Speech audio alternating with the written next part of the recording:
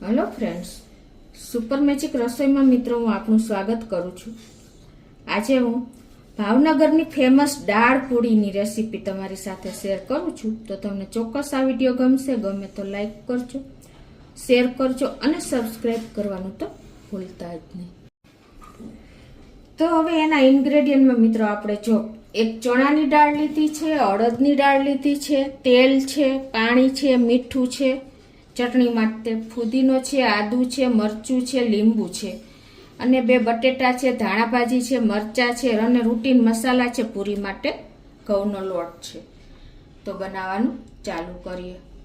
તો પહેલા તો દાળ બનાવવા માટે આપણે આજે ચણાની દાળ છે એ અડધો કપ લેશું અને જનરલી ચણાની દાળ જ હોય છે, પણ અત્યારે હું એકદમ ટેસ્ટ આપવા માટે અને એનું કન્સિસ્ટન્સી એકદમ બેટર બને ને એના માટે હું 1 ટેબલ સ્પૂન જેવી અડદની દાળ નાખું છું। આને હવે આપણે 2 થી 3 પાણીએ ધોઈ નાખશું।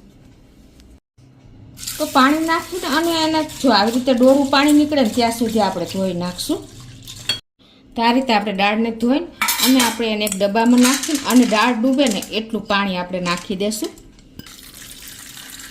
અને મિત્રો જો તમારો ટાઈમ હોય ને તો તમે આને 2 થી 3 કલાક પલાળી પણ શકો છો, પણ આ રીતે પણ તમે ઇન્સ્ટન્ટ કરી શકો છો। તો હવે આ બાજુ મેં ગેસ ઓન કરી અને એક કુકરમાં પાણી મૂકીને અને એક સ્ટેન્ડ મૂકી દીધું છે અને એમાં હવે આપણે આ દાળને મૂકી દેશું।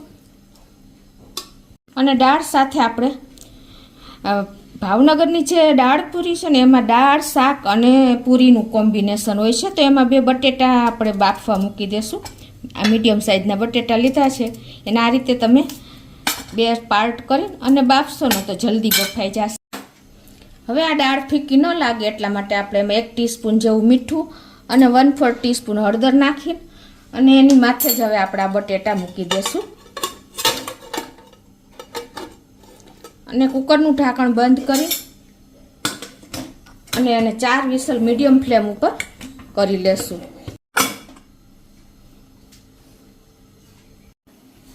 હવે આપણું કુકર થાય છે ને ત્યાં આપણે પૂરીનો લોટ બાંધી લઈએ। તો અત્યારે 1 કપ જેટલો ઘઉંનો રોટલીનો લોટ લઉં છું અને એમાં એકદમ ફરસી પૂરી બને અને આપણે એકદમ તેલ ન ભરાય અને કડક પૂરી રહે એના માટે 1 ટેબલ સ્પૂન જેવો રવો નાખી દઉં છું। અને આ રવાના હિસાબે આપણી પૂરી લાંબો સમય સુધી ફૂલેલી રહેશે। અને હવે આમાં 1 ટીસ્પૂન જેવું મીઠું અને 1/4 ટીસ્પૂન જેવી હળદર નાખી અને આનો આપણે મીડિયમ કઠણ એવો લોટ પાણી નાખીને બાંધી લેશું। એ પહેલાં આપણે 1 ટીસ્પૂન જેવું તેલ પણ મોણ માટે નાખી દઈએ। આ રીતે હવે આપણે બધું મિક્સ કરી લેશું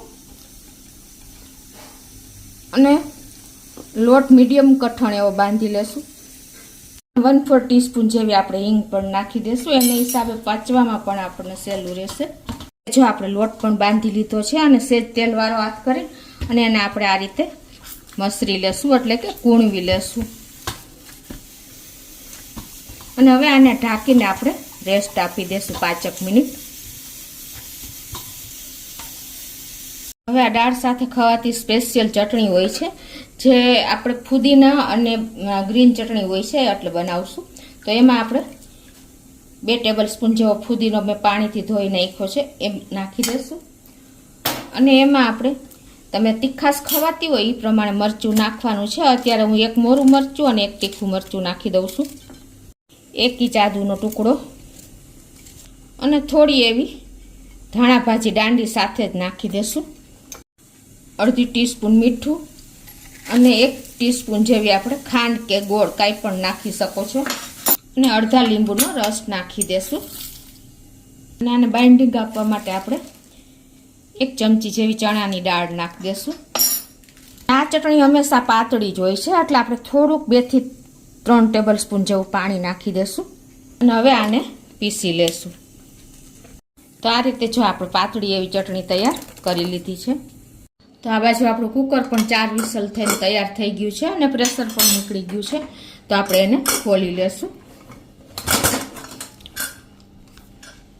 તો આપણે જોઈ લઈએ બટેટા કૂક થયા છે કે નહીં। જો આ રીતે આપણા બટેટા પણ સરસ કૂક જ થઈ ગયા છે, તો એને એક વાસણમાં કાઢી લેશું।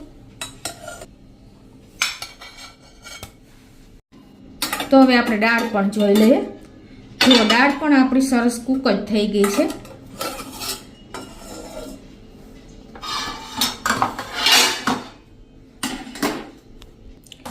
જો એકદમ સરસ આપણી દાળ થઈ ગઈ છે. ખ્યાલ આવી જતો હશે તમને આ રીતે જ એનું દાણું જોતા જ. તો હવે એને આપણે સહેજ આ રીતે મેસરથી આમથી જરા એવી આપણે મેશ કરી લેશું એટલે એક રસ સરસ થઈ જાય. આ રીતે જો આપણે દાળ પણ સરસ એક રસ થઈ ગઈ. હવે આ બાજુ આપણે આ બટેટા ગરમ છે ને ત્યાં જ આપણે ફોલી લેશું. મિત્રો, દાળ પૂરીમાં બટેટાનું કોમ્બિનેશન અને દાળનું કોમ્બિનેશન એકદમ મેચ થાય છે, કેમ કે દાળ થોડીક મોરી બનાવવાની હોય છે ટેસ્ટમાં અને બટેટા એકદમ સ્પાઇસી એટલે કે એકદમ ટેસ્ટી બનાવવાના હોય છે. તો આપણે બટેટા પણ પીલ કરી લેશું આ રીતે. તો આ રીતે આપણે જો બટેટાને ફોલીને અને હવે એના મોટા પીસ કરી લેશું. આપણે આ રીતે 3 બટેટાના પીસ કરશું, 3 પાર્ટના, અને એક બટેટું આપણે આખું રાખશું. એ હું તમને પાછળથી બતાવું, કેમ કે આ બટેટાનું શાક જે દાળ સાથે ખવાય છે ને, દાળમાં નાખીને, એ એકદમ આ રીતે પ્રોસીજર કરાય છે. એટલે હવે આપણે આ પીસ કરી લીધા છે. તો આ બાજુ ગેસ ઓન કરીને અને એક પેનમાં આપણે 3 ટીસ્પૂન જેવું તેલ મૂકશું. તેલ પણ ગરમ થઈ ગયું છે. તો 1/4 ટીસ્પૂન આપણે હિંગ નાખી દેશું, 1/4 ટીસ્પૂન હળદર નાખી દેશું અને અડધી ટીસ્પૂન આપણે ધાણા જીરું નાખી દેશું. અને હવે આને આપણે સરસ મિક્સ કરી લેશું. ગેસની ફ્લેમ અત્યારે આપણે સ્લો જ રાખી છે. હવે આમાં આપણે 1 કપ જેવું પાણી નાખી દેશું.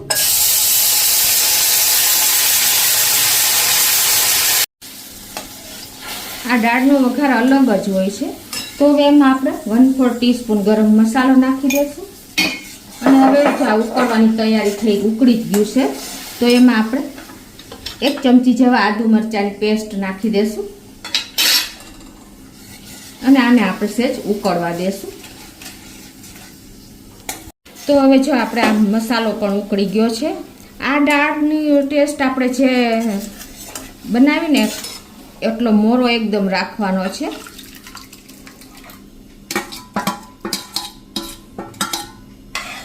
અને હવે આને આપણે ઉકળવા દેશું. તો જો આપણી દાળ પણ ઉકળી ગઈ છે અને આટલી કન્સિસ્ટન્સી રાખવાની છે. અને જો દાળ પણ હજી આપણી આખી જ દેખાય છે સરસ. તો હવે આમાં આપણે અડધા લીંબુનો રસ નાખી દેશું અને થોડી એવી આપણે ધાણા ભાજી નાખી અને મિક્સ કરી લેશું. અને હવે ગેસ બંધ કરીને આપણે સાઈડ ઉપર રાખી દેશું. હવે દાળનું સાથે કોમ્બિનેશનમાં આપણે બટેટાનું શાક એકદમ તીખું બનાવવાનું છે. દાળ આપણે મોરી બનાવી છે. તો ગેસ ઓન કરી અને એમાં આપણે એક પેનમાં 3 ટીસ્પૂન જેવું તેલ મૂકી દેશું. તેલ પણ ગરમ થઈ ગયું છે. અડધી ટીસ્પૂન અજમો, 1/4 ટીસ્પૂન હિંગ, 1/4 ટીસ્પૂન હળદર અને અડધી ચમચી જેવું ધાણા જીરું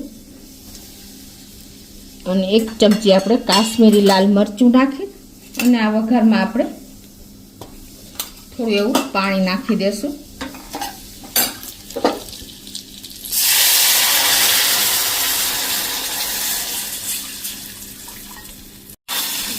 તો આ રીતે 1 કપ પાણી નાખીને આને આપણે ઉકળવા દેશું. ઉકળવાની તૈયારી છે ને ત્યારે આપણે અડધી ટીસ્પૂન જેવું મીઠું નાખશું, કેમ કે આપણે બાફવામાં પણ મીઠું નાખ્યું છે. અને આ લીમડાની એક ડાળી આપણે આ રીતે વઘારમાં જ મૂકી દેશું ને તેલમાં મૂકવા કરતાં, તો એની સ્મેલ બહુ સરસ બેસશે. અને હવે જે આપણે આ બટેટાના પીસ કર્યા છે ને એ નાખી દેશું.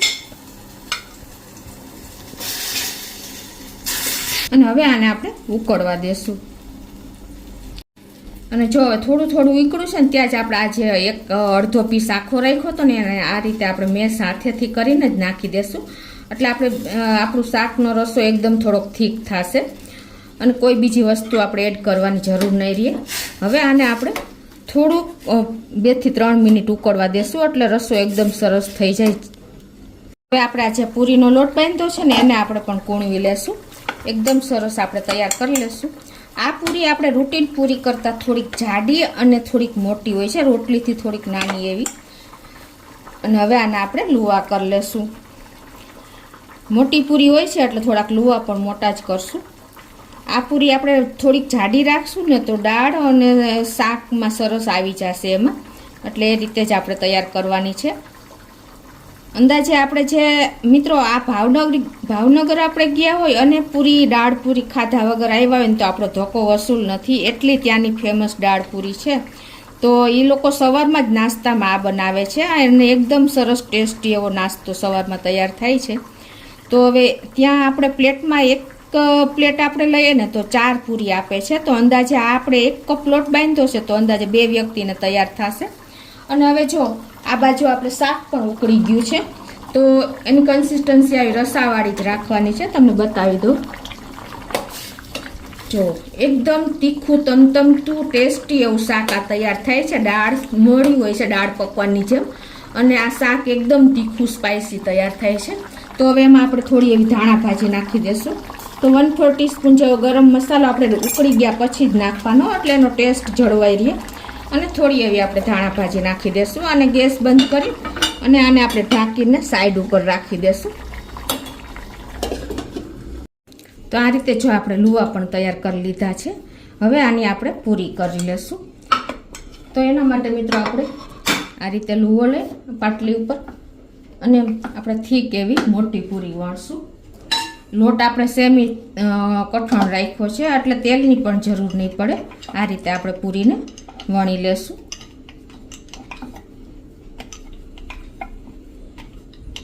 તો આ રીતે જો આપણે થોડીક જાડી અને મોટી એવી પૂરી વણી લીધી છે અને આ બાજુ આપણે તેલ પણ ગરમ કરવા મૂકી દીધું છે ફૂલ ફ્લેમ ઉપર, અને એકદમ વધારે તેલ ગરમ કરી લેવાનું છે. તો હવે આપણું તેલ પણ ગરમ થઈ ગયું છે, તો એમાં આપણે આ પૂરીને નાખી દેશું.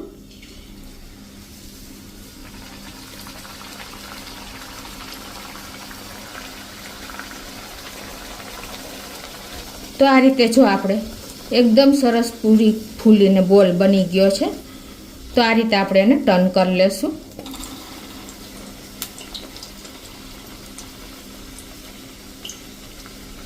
તો આ રીતે આપણે ટર્ન કરીને બીજી સાઈડ પણ એકદમ સરસ કૂક કરી લેવાની છે, એટલે કે ફ્રાય કરી લેવાની છે. તો જો આ રીતે આપણે એકદમ સરસ જાડી અને ફૂલ્લી બોલ જેવી પૂરી તૈયાર થઈ છે.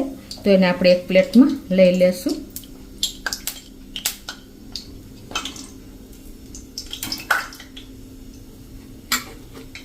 આ જ રીતે આપણે પૂરી તૈયાર કરી લેશું. તો આ રીતે જો આપણે બધી પૂરી તરી લીધી છે, એકદમ સરસ આપણી ફરસી પૂરી તૈયાર થઈ છે. રવો નાખ્યો તો ને એટલે જુઓ મિત્રો એકદમ કડક અને ફરસી એવી પૂરી તેલ વગરની આવીને આવી ફૂલેલી રહેશે લાંબો ટાઈમ. હવે આપણે ત્યાં મરચા સાથે અપાય છે તો મરચાને પણ આપણે તરી લેશું.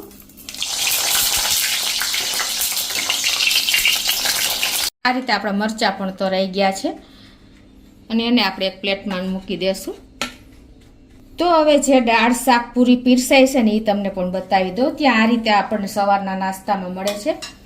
તો આપણે હવે પેલા દાળને નાખી દેશું, સર્વ કરી દેશું. આ રીતે દાળ થોડીક થીક હોય છે. મિત્રો સવારમાં ગરમા ગરમ આવો નાસ્તો આપણને હેલ્ધી નાસ્તો મળી જાય તો બીજું શું જોઈએ. હવે આ દાળ નાખ્યા પછી ઉપરથી આપણે બટેટાનું શાક પણ પોર કરી દેશું. આ રીતે ઉપર મૂકે છે. એકદમ દાળ મોરી હોય છે અને બટેટાનું શાક એકદમ સ્પાઇસી એટલે કે તીખું હોય છે આ રીતે. અને હવે ઉપરથી એમાં આ રીતે ચટણી આપણે જે ફુદીનાની ધાણા ભાજી મરચાંની બનાવી એ આ રીતે ઉપરથી પોર કરે છે, એટલે કે રેડે છે. તમારા ટેસ્ટ એકોર્ડિંગ આમાં વધઘટ કરી શકો છો. હવે આ રીતે આપણે દાળ શાક પીરસા પછી આ રીતે પૂરી તો સાઈડમાં રાખી દેશું. જો મિત્રો આ રીતે દાળ શાક પૂરી ફેમસ છે જ ભાવનગરની. તો આ રીતે સવારમાં નાસ્તો તાજો પીરસે છે. તો તમને ચોક્કસ મિત્રો આ ભાવનગરની દાળ પૂરીનો વિડીયો ગમ્યો હશે. ગમે તો લાઈક કરજો, શેર કરજો અને સબસ્ક્રાઈબ કરવાનું તો ભૂલતા જ નહીં.